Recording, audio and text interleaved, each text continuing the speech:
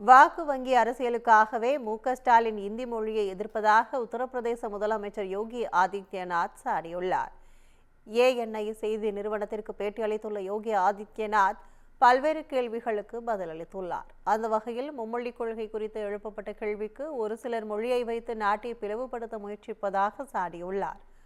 குறிப்பாக தமது வாக்கு வங்கி ஆபத்தில் இருப்பதை உணர்ந்ததால் தமிழ்நாடு முதலமைச்சர் மு.க.ஸ்டாலின் மொழி மற்றும் இனத்தை முன்னிலைப்படுத்தி மக்களை பிளவுபடுத்த முயற்சிப்பதாக யோகி ஆதித்யநாத் குற்றம் சாட்டியுள்ளார். தாய்மொழி என்பது மக்களை ஒன்றிணைக்க வேண்டுமே தவிர அதனை பயன்படுத்தி நாட்டை பிளவுபடுத்தக்கூடாது என்றும் அவர் கேட்டுக்கொண்டுள்ளார்.